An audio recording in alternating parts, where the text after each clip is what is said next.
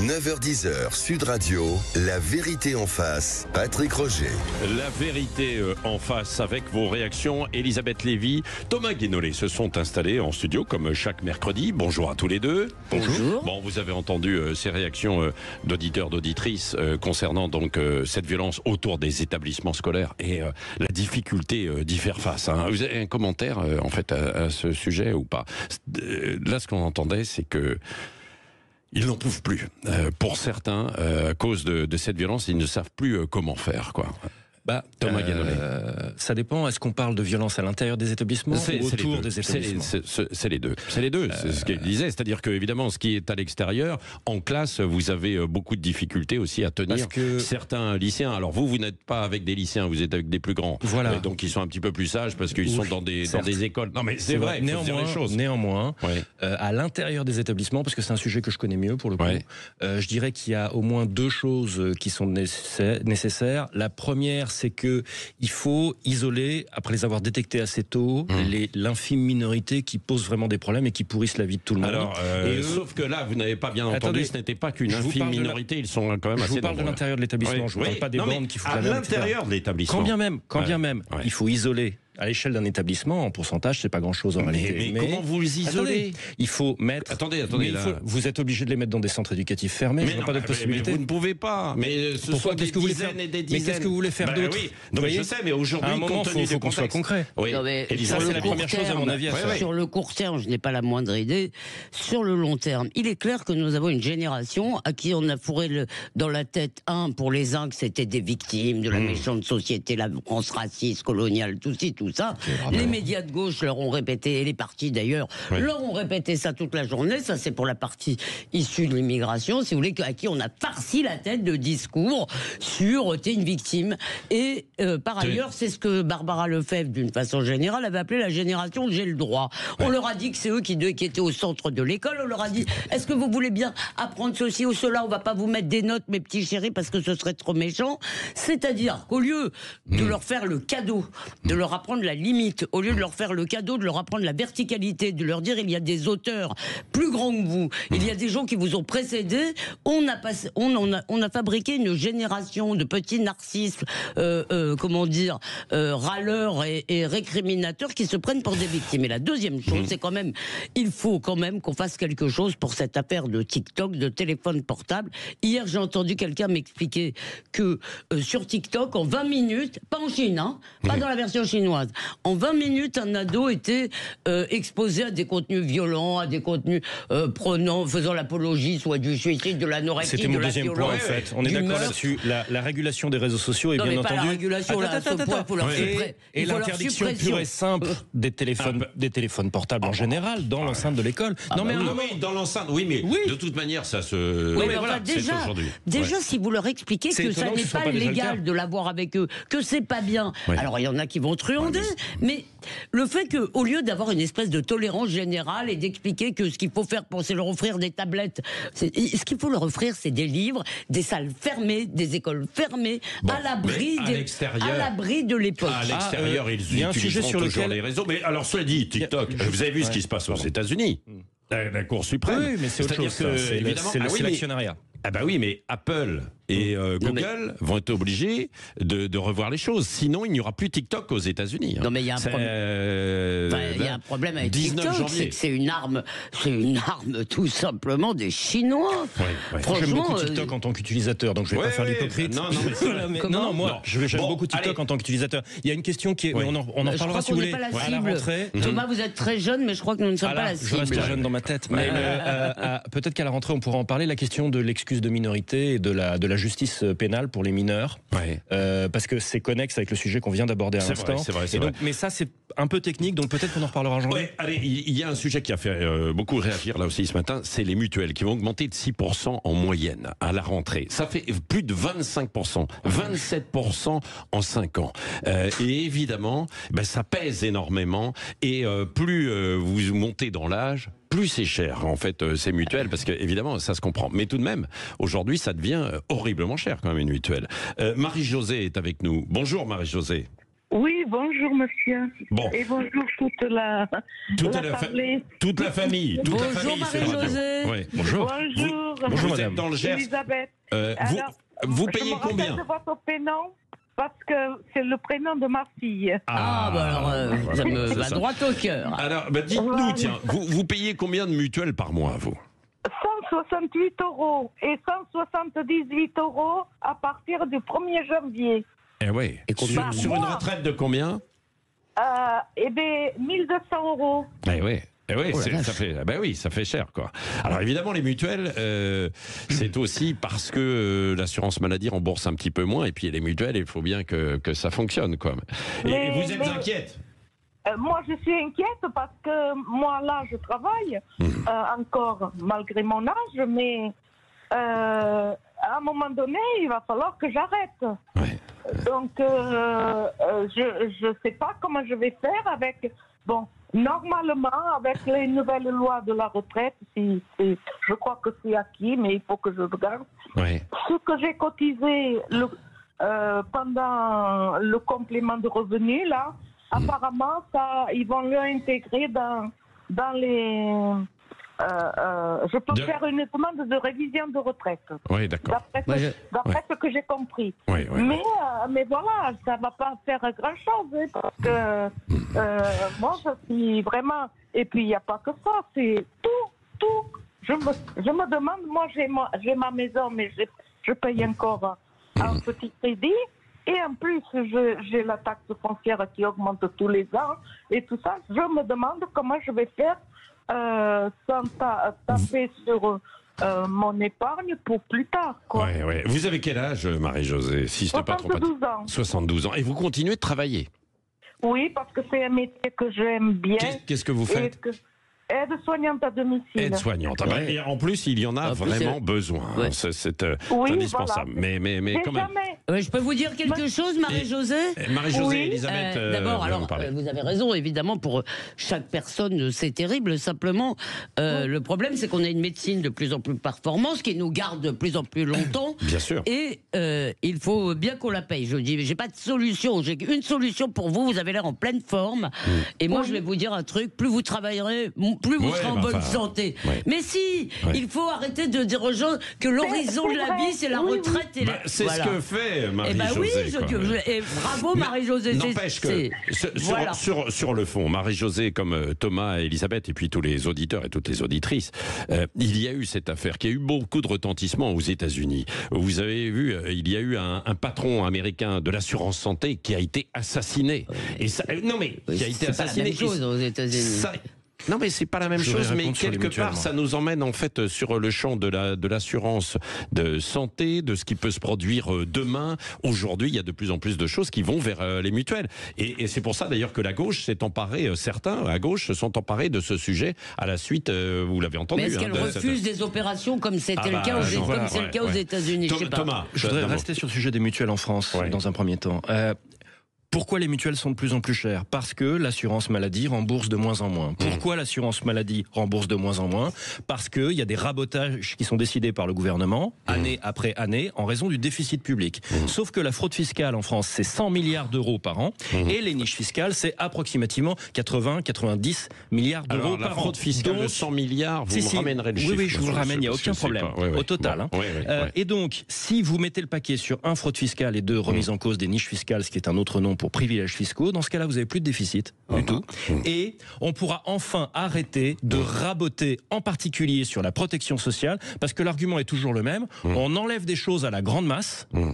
Et pendant, vous voyez, alors qu'il y aurait des efforts précis qui permettraient de ne pas punir collectivement les Français, en particulier en tant que retraités et en tant que patients de notre système de santé. Non, moi, c'est ça ma contre-proposition. Excusez-moi, là-dedans, ce qui est extraordinaire, bon, je suppose que, j'espère pas pour vous, mais vous avez dû fréquenter un peu le système de santé. Enfin, écoutez, moi j'ai vu des gens que j'aimais consommer un nombre d'examens absolument inutiles et invraisemblables, et des scanners partiels, des machins par là. Ce que je veux dire, il faut aussi que les gens soient raisonnables. Il faut arrêter de dire aux gens. Non, mais c'est pas les gens, c'est la T2A. Je finis, mon cher Thomas, juste cette phrase. Pardon. Non, c'est ma faute. Il faut arrêter de dire aux gens, si vous voulez, que tout est gratuit, tout doit être gratuit, et que l'État doit faire tout dans leur vie pour eux. Il est normal que les gens participent, évidemment, sauf les plus pauvres. Il faut que les retraités soient plus protégés que les autres, mais il est normal que les gens participent au coût de leur santé. Il est de leurs revenus, bien surtout sûr. quand vous voulez faire des examens. Écoutez, moi je vois, quand vous êtes médecin, demandez aux médecins. Ils ont une espèce de demande surabondante d'ordonnances, de prescriptions. Et ça, là-dessus, il faut arrêter. Faut être raisonnable. Sur les examens, c'est autre chose, mais ça aussi, c'est un sujet qu'on peut. Je fais du teasing pour l'année prochaine. Mais en fait, il y a un problème d'accumulation d'examens qui ne sont pas toujours utiles, ça c'est vrai, mais c'est notamment parce que le financement des hôpitaux dépend en grande partie de leur volume d'activité. Oui, vous avez raison. Et ça s'appelle la tarification à l'activité. Et ça, c'est pas les patients. Non. Ça, c'est le système de financement. D'accord, c'est totalement absurde et vous avez bien raison de le souligner. Je suis content que vous soyez d'accord là-dessus. Et puis la pression des citoyens. Quand vous allez à l'hôpital et si vous n'avez pas 3 radios minimum, vous n'êtes pas d'accord, vous râlez. Non, attendez, c'est... Non, mais la pression structurelle, c'est vraiment que si vos actes baissent dans le service va fermer. Mais c'est comme dans n'importe quel service, par exemple dans un rectorat, si vous n'avez pas toujours le même service avec autant de fonctionnaires, même s'ils n'ont pas de boulot, vous n'allez quand même pas les enlever, puisque un emploi public, c'est un droit acquis pour 1000 ans. C'est pas dans cette logique-là, mais c'est 0826 300 300. Témoignage encore aussi sur l'actualité. C'est Julien qui nous appelle sur la petite déclaration ce matin dans Le Parisien aujourd'hui en France. Macron, c'est fini ou presque? C'est Marine Le Pen qui a dit ça. Julien, bonjour. Bonjour Patrick. Bonjour Julien. Qu'en pensez-vous? Parce que bonjour à tous les invités qui sont présents aujourd'hui. Oui, il y a du monde comme chaque mercredi. On a l'impression qu'ils sont 15 autour du micro, alors qu'ils ne sont que 2. Bon, alors Marine Le Pen, dans cette interview, elle épargne un peu François Bayrou. En revanche, elle tape sur Emmanuel Macron. C'est fini ou presque, dit-elle. D'accord, pas d'accord? Julien. Complètement d'accord, mais Macron, ça fait très longtemps que plus personne n'en veut. Et c'est incroyable de voir à quel point ce mec s'accroche au pouvoir. On critique Bachar al-Assad, mais on n'est pas forcément beaucoup mieux. On n'a pas des prisons aussi torturées avec des machins et des trucs. Mais on n'a pas des élections aussi truquées aussi. De l'accroche au pouvoir, c'est assez important. Et je pense qu'elle a toutes ses cartes à jouer aujourd'hui, parce que la grande force de la droite par rapport à la gauche, c'est qu'ils sont pas dans le dogmatisme, beaucoup moins dans le dogmatisme, et que par exemple à LFI, si vous critiquez Mélenchon, vous êtes viré sur le fait, sur le champ. On peut prendre l'exemple. Il y en a eu plein. À droite, ils sont parfaitement ouverts à l'idée d'avoir un remplaçant. On peut parler de quelqu'un pour remplacer Marine Le Pen. Il n'y a pas de.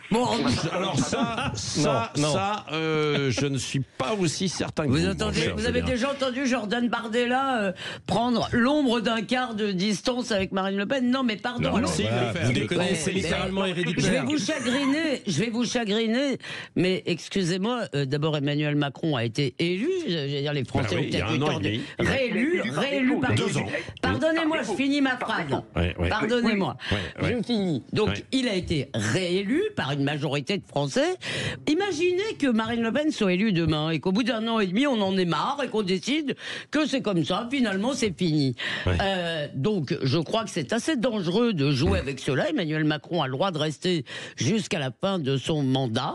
En revanche, là où on peut dire qu'il est très affaibli politiquement, et plus que ça, le président, l'institution présidentielle est très affaiblie, c'est le jour où François Bayrou entre à Matignon sur un chantage tout à fait réussi. Hier, j'ai entendu que François Bayrou allait recevoir le président. Excusez-moi, ça veut dire que la 5e, c'est mort, et que ce sera vrai pour le prochain. Le prochain verra sa légitimité contestée de cette façon, et ça, c'est grave. Bon, on verra ça. Merci en tout cas, Julien, Elisabeth Lévy, Thomas Guénolé. On marque une petite pause. Juste avant ça, avant de marquer la petite pause aussi, le grand sapin de Noël.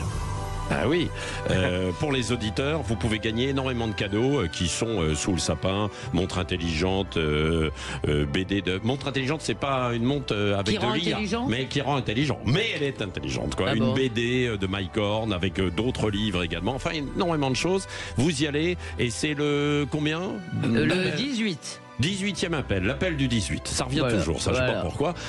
Dans un instant, Thomas Guénolé et Elisabeth Lévy, la crise franco-algérienne et le désastre de Mayotte. 9h-10h, Sud Radio, la vérité en face, Patrick Roger. La vérité en face, Mayotte dans un instant, avec la déclaration de Retailleau notamment qui a fait parler. Il faudra s'occuper de l'immigration incontrôlée, indigne, dit une partie de la gauche, dont Éric Piolle, qui était l'invité ce matin de Jean-Jacques Bourdin.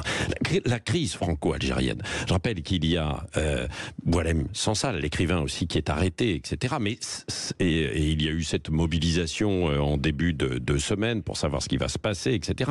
Et l'ambassadeur de France en Algérie a été convoqué. On sent qu'il y a de plus en plus de tensions et que ça va être compliqué, les relations entre les deux pays. Enfin, ça l'est déjà, mais ça risque d'être encore un peu plus. Donc, Thomas Guénolé et Elisabeth Lévy ensuite. Si on s'en tient à ce qu'on estime être prioritaire dans les difficultés structurelles, j'allais dire, des relations entre la France et l'Algérie, pour moi, le sujet absolument fondamental, c'est que la France doit indemniser financièrement l'Algérie pour les crimes de la colonisation. Comme l'a fait l'Allemagne en 2021, en versant 1,1 milliard d'euros à la Namibie pour les crimes de la colonisation allemande en Namibie. Vous faites réagir Elisabeth Lévy. J'y viens, mais juste j'expose simplement les faits. À la table. Voilà, courage Elisabeth, j'ai bientôt fini. Un tiers de la population algérienne de l'époque ont été tués pendant la conquête. On parle d'1 million de morts. Par des massacres et par la famine provoquée délibérément comme stratégie de conquête qui a fait en elle-même 400 000 morts. On parle aussi des massacres plus récemment de Sétif, de Guelma, de Kerata en 1945. Là, on est sur plusieurs milliers de morts également. On parle du code de l'indigénat, c'est-à-dire l'organisation de quelque chose qui est tout simplement l'apartheid en Algérie française pendant la durée de l'Algérie française. On parle du fait qu'en 1954, donc encore assez récemment à l'époque de l'Algérie française, il y a 70 ans. En 1900, à l'échelle historique, j'entends bien. Vous avez une situation où, en 1954, 50% des Algériennes accouchaient à la maison, pendant que c'était 8% des femmes colons. Donc vous voyez bien la différence de traitement. Mais je voudrais voir le rapport avec la situation en fait actuelle aujourd'hui. C'est pour ça que c'est les relations, notamment, c'est pas seulement, mais c'est pour ça notamment que les relations restent pourries entre la France et l'Algérie. C'est un divorce qui n'est toujours pas soldé. Et quand on parle de, on a construit la guerre avec l'Allemagne. On a construit des routes. On a construit des. Attendez, j'ai presque fini. On a construit des routes, on a construit des hôpitaux, etc. Je voudrais tordre le cou à cet argument bidon, car c'était la construction des infrastructures a été organisée en priorité pour le pillage des ressources. 3% des propriétaires, c'était les colons, mais ils détenaient à eux seuls 25% des terres et c'était les meilleures terres disponibles. Dans un deuxième temps, les infrastructures servaient au bénéfice des colons qui étaient installés. Par exemple, les écoles étaient de qualité pour les colons, mais pas pour les autres. Et on ne laissait que des miettes pour les coloniser. Ça n'a toujours pas été réparé financièrement. Est-ce que je peux répondre ou pas? Répondez. D'abord, je trouve ça, faux sur le plan théorique, totalement absurde sur le plan théorique et extrêmement dangereux sur le plan politique. Faux sur le plan théorique, parce qu'à ce moment-là, on devrait... Vous savez comment la colonisation a commencé? Vous avez déjà entendu parler des razzias, des barbaresques. Est-ce que on va demander aussi aux Algériens de nous indemniser pour tous les gens qui ont été enlevés, massacrés, violés, qui étaient sur les côtes françaises? Et c'est comme ça que la colonisation a commencé, pour arrêter ces razzias des barbaresques. Donc, je veux bien qu'on commence l'histoire au moment où les méchants français sont très méchants et ne font que des méchancetés, mais excusez-moi, vous charriez. Deuxièmement, là, si vous voulez, on peut aussi, demander des réparations à Cro-Magnon, qui a certainement été très méchant avec Cro-Magnon. L'histoire de réécrire l'histoire en permanence. Troisièmement, si vous parlez des crimes de la colonisation, de ceci, de cela, alors très bien. Le 1er octobre 54, ils vont nous indemniser pour les professeurs assassinés, des professeurs qu'on a fait descendre de leur autocar, qu'on a assassiné devant les autres, des femmes dedans. Ça, c'est le 1er octobre, octobre rouge. En fait, voilà. Le problème, c'est que ça n'a rien à voir aujourd'hui avec la colonisation. Si l'Algérie, qui devrait être un pays de cocagne, le pays le plus riche du monde, parce qu'il y avait une population qui était quand même éduquée, notamment grâce aux Français. Je suis désolé de vous le dire. Oui. Je connais bien l'Algérie, franchement. Mais là, c'est ce que vous dites. c'est enquister les Algériens dans leur névrose. Pourquoi? Parce que ce régime tyrannique, dictatorial, qui a pris en otage un écrivain pour le seul crime de l'avoir critiqué, qui a pris en otage, Boualem Sansal est otage de ce régime n'a d'autre discours pour justifier sa kleptocratie, pour justifier la misère des gens, pour justifier l'état dans lequel est l'Algérie, que c'est la faute à la France. Qu'est-ce que vous répondez à ça? Parce que bon, là, depuis des années, c'est plus la France qui dirige en Algérie, quand même. Alors, deux ça fait choses. 60 ans. Ça fait 60 ans qu'ils pillent leur pays. Pardon. Non, mais je t'en prie. Allez, Thomas. Il y a plusieurs choses. D'abord, moi, je ne défends absolument pas la dictature algérienne. Je ne défends pas la junte militaire algérienne. C'est mal limité, hein. Jamais je défendrai un régime pareil. Et puis, j'ai une pensée en particulier pour les Kabyles. Qui sont une minorité ethnoculturelle qui est persécutée depuis longtemps en Algérie, dont on parle absolument jamais. Je sais, il y en a qui nous écoutent, ça leur fera plaisir. Et qui était d'ailleurs, beaucoup été à la soirée pour Boualem Sansal le lundi. Premier point. Deuxième point, on ne peut pas avoir une moralité, un engagement moral à gauche qui serait à géométrie variable, et donc je dis, alors que je suis notoirement de gauche, je dis que je suis d'accord avec ceux qui se mobilisent pour la libération de Boualem Sansal. Comme ça, les choses sont claires. On ne peut pas être contre l'existence. Pas moins de toi, mon cher Tom. Voilà, on ne peut pas être contre l'existence de prisonniers politiques, qu'ils soient écrivains ou pas, mais écrivains, j'allais dire en particulier, en tant qu'homme de lettres, j'allais dire. Et donc, on ne peut pas, en fonction de leurs affinités politiques ou de leurs idées, dire non mais lui c'est moins prioritaire. On peut pas avoir des principes à géométrie variable. Il se trouve que je suis pas un grand fan de ce qu'écrit Boualem Sansal, pour être totalement clair. Néanmoins, je suis d'accord avec ceux qui se mobilisent pour le faire libérer. Voilà. Par ailleurs, sur la question de l'Algérie, juste un point. Je pense sincèrement qu'en termes de coût humain total, si on raisonne comme ça, on ne peut vraiment pas mettre sur le même plan tout ce qui a pu être fait à des colons ou à des Français simplement, par des Algériens, et tout ce qui a été fait. Non, mais on peut faire une colonne comptable si tu veux. On peut faire une colonne. Et en fait, je n'ai pas connaissance que les barbaresques aient fait 1 million de morts, qu'ils aient fait des camps de déportés, etc. Toutes choses qui ont existé pendant la colonisation de l'Algérie. Et donc, quant à l'idée que le système de colonisation aurait eu un bilan éducatif positif, je ne suis effectivement pas d'accord avec ça, puisque en 1954, vous n'aviez que 15%. Vous n'aviez que 15% des enfants décolonisés qui étaient éduqués. Est-ce que vous avez lu Albert Camus? Est-ce que vous avez lu je ne suis pas un grand fan de l'étranger. Je vous arrête tous les deux 2 secondes. On n'est pas en train de faire le procès en fait de l'histoire. On est en train de faire le procès aujourd'hui. Mais non, vous déplacez tout. Mais c'est fini en fait. Non, c'est pas fini. Ça n'a toujours pas été réparé. C'est vous qui entretenez. Aujourd'hui, il y a autre chose. Il y a d'autres intérêts. Il y a des intérêts russes. Il y a des intérêts chinois en fait en Algérie. Il y a des intérêts en fait religieux des anciens pays qu'on a colonisés, que c'est un sujet qui appartient au passé. Arrêtez. D'abord, vous avez exactement le même discours que les militaires algériens. C'est exactement le même discours. C'est-à-dire, un point commun n'est pas une relation d'identité.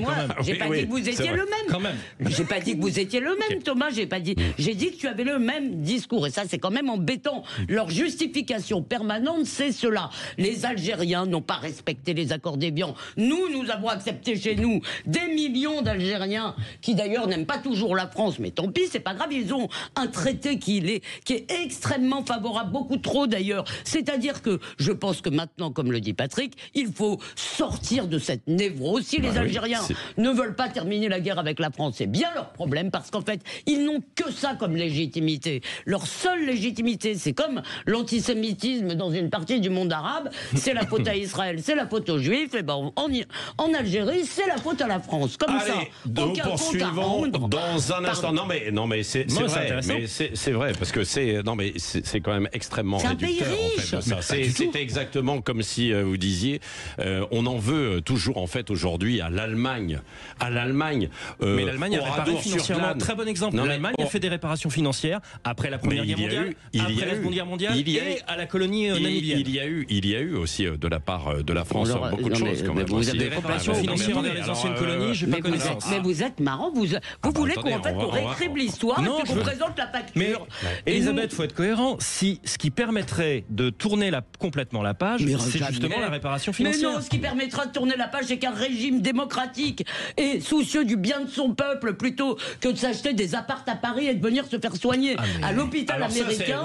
Je veux dire, ça ferait du bien à la dictature algérienne, moi je suis totalement d'accord. C'est certainement pas de leur donner de l'argent en allant s'humilier et faire repentance. Mais c'est pas une question d'humiliation, c'est une question de justice. Enfin. Elisabeth Lévy, Thomas Guénolé, il y a évidemment Thomas Guénolé, Elisabeth Lévy, c'est pas simple de les arrêter, évidemment, parce que c'est un beau sujet qui enflamme évidemment. Pardon, je suis désolé. Mais c'est juste Elisabeth, ce que vous vouliez dire là quand vous avez parlé de cette personne, c'est un ministre, hein, c'est ça, qui a fait arrêter Boualem Sansal, et ses enfants sont à l'école à Paris, quoi. Bien sûr, évidemment. Non, mais ils sont à l'école à Paris, ils viennent se faire soigner en France. Je dis que la France, au lieu, si vous voulez, de dire les enfants du ministre, hein, pas les enfants de Boualem Sansal, pour clarifier. Bien sûr. Allez, 10h moins le quart, la vérité en face sur Sud Radio. Nous poursuivons dans un instant autour de ces débats enflammés. Nous allons parler de Mayotte, du désastre en fait de Mayotte dans un instant. 9h-10h, Sud Radio, la vérité en face, Patrick Roger. La vérité en face, en 5 minutes, ils vous disent tout. Elisabeth Lévy, Thomas Guénolé. Je sais, les auditeurs apprécient beaucoup ces débats, même s'ils ne sont pas d'accord forcément avec tous les arguments qui sont exposés. On va parler de Mayotte dans la vérité en face. Avant d'entendre la petite déclaration de Bruno Retailleau, je sais qu'il fait beaucoup causer, quand même, à ce propos aussi, François Bayrou. Je le disais, début en fanfare en ce début de semaine. 2 jours de boulettes. Hein. La première à Pau, on est d'accord ou pas d'accord, mais c'est une boulette. Et puis hier, à l'Assemblée nationale. Vous dites que le gouvernement n'était pas à Mayotte, ce n'est pas exact. Il y avait 2 ministres, le ministre de l'Intérieur et le ministre de l'Outre-mer, qui étaient hier à Mayotte, et le président de la République a annoncé qu'il irait à Mayotte. Il n'est pas d'usage que le Premier ministre et le président de la République quittent en même temps le territoire national. Bon, la bourde. Pardon, je ne connaissais pas celle-là. Petite boulette. Bah oui, d'hier. Quitte le territoire national. Bon, le lapsus. Bon, on va pas s'arrêter. Parce que, à mon avis, je tiens quand même pour le compte rendu et pour le greffier, je tiens à dire que je pense que la première n'était pas une boulette. Je pense qu'il a eu raison d'aller à Pau. Je l'ai expliqué ici parce que je crois que le gouvernement doit être le porte-parole de la France à Paris et pas en permanence celui qui va apporter la bonne parole de Paris dans les territoires, comme on dit maintenant. Et pour la boulette, la deuxième, qui est évidemment... Elisabeth Lévy, soyons sérieux 2 secondes. Qu'il aille en fait dans les territoires et tout, c'est très bien. Qu'il y aille, pourquoi pas dimanche. Mais il doit constituer un gouvernement. Il y a urgence. Il n'y a pas de budget. Vous avez vu, il y a énormément de priorités. Et pendant ce temps-là, il va passer en fait du temps au conseil municipal. Donc ne pas être sérieux. Pardon. Ne pas être sérieux, c'est peut-être... Je ne suis pas... Non mais c'est incroyable, on a quand même le droit. Je suis obligé d'être d'accord avec vous. Non mais là, il faut être sérieux 2 secondes. Non mais vous n'avez pas le droit de me dire que je ne suis pas sérieuse. Premier ministre, il va au conseil municipal de Pau. Ce que vous lui reprochez, c'est de ne pas faire de la com. Non, c'est pas de la com, c'est de... Je ne suis pas d'accord. C'est du boulot. Eh bien, vous pouvez me répéter pas sérieux, puisque vous détenez l'aune du sérieux, mais je ne suis pas d'accord. Et vous ne me jouerez pas. Je vois pas quels sont les arguments. Eh bien, vous ne me laissez pas parler, donc mais vous si pouvez pas les savoir. Je les ai entendus hier. Eh bien, donc... Alors, vous venez dire dans la même phrase que vous ne voyez pas les arguments et vous les avez entendus. Ces arguments, je les trouve inentendables. Eh ben vous les trouvez inentendables et je vais quand même...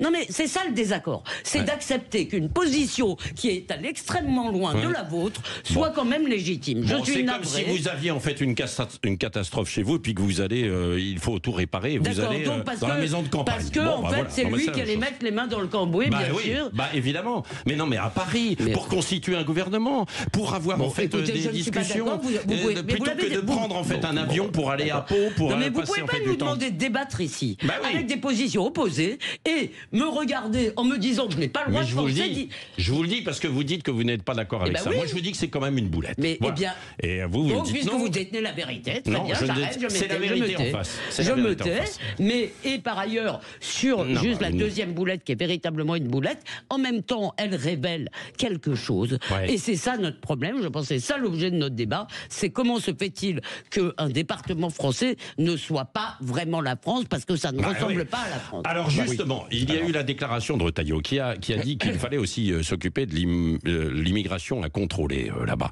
C'est indigne, dit-on à gauche, et Éric Piolle notamment, qui était avec Jean-Jacques Bourdin ce matin. le point majeur, c'est les propos ignobles de M. Retailleau. C'est dingue. C'est la plus grande catastrophe qui touche la France depuis un siècle. Et lui, il dit quoi? Non, le problème, c'est l'émigration. S'il y a plus de 40% de la population qui vit dans des abris de fortune, c'est bien par le sous-investissement de la France. C'est pas le problème migratoire. Je ne vois pas la différence, en fait, idéologique entre M. Retailleau et le Rassemblement national. Ah ben, vous voyez jusqu'où il va. Thomas Guénolé et Elisabeth Lévy. Alors, pour en revenir donc Thomas à la situation... connaît bien le sujet. Oui.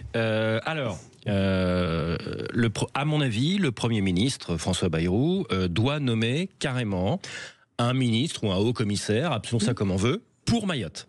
Que pour Mayotte. Tellement la situation est grave. Pour reconstruire, bien sûr, ça va prendre du temps, mais aussi pour construire, parce que je voudrais rappeler que la situation de Mayotte était déjà catastrophique avant.